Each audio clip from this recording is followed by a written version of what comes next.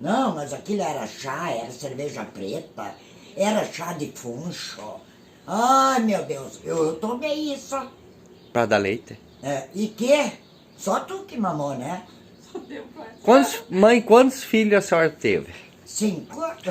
E qual é o único filho que mamou? É, foi tu. Mas por É quê? 1 ano e 7 meses a criatura mamou.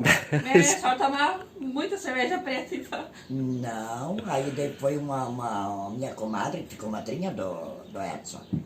Canjica. Comadre, ela dizia, come bastante canjica doce, né? Bem. Sei. E ela mesma vinha e cozinhava. E caldo de galinha. Daí a outra madrinha tua, a Célia. O Germano Chiodi. O Chiodi. Querida. Que ela era aquela que te fez todo o enxoval pra ti. Tudo bordado, Mari, coisa mais linda. É. Aquelas roupinhas, aquele bordadinho, ela sentava na cama a bordar, aqueles tudo miudinho, miudinho.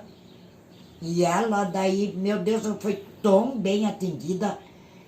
Assim, quando teve tu, ela vinha fazer sobremesas. Meu Deus, e a outra vinha e falou, tem que tomar um caldo de galinha para fortificar, comadre, ela me dizia. O caldo de galinha era a sopa, mãe. A canja. Uma canja, mas ela fazia o caldo, né, de galinha. Mas tá louco, foi muito bem cuidado. E era ele, então, toda aquela roupa bonita que ele ganhou, meu Deus do céu. Era lindo, hein? Era lindinho. Eu era bonito, mãe, quando eu Era nasci. bonito. Meu Deus do céu. E daí nós tinha casa de negócio, né? No bolicho. E aquilo fervia de sábado de tarde. Daí veio um irmão do pai, de Paraná. Que tocador de gaita, o Henrique. O tio Henrique. Gente do céu, ele não respeitou. E tu tinha acho que uns 15 dias, assim, né? E eu não aguentava mais aquele barulhão de gaita, Mari.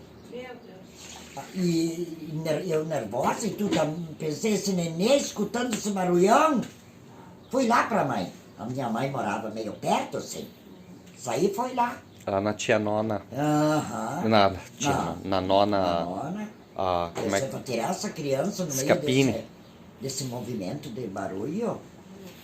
A gente cuidava tanto das crianças quando eram pequenininha, meu Deus do céu. Não fazer barulho, não, né? Tá louco. Mas então, foi muito bom. Que bom. É.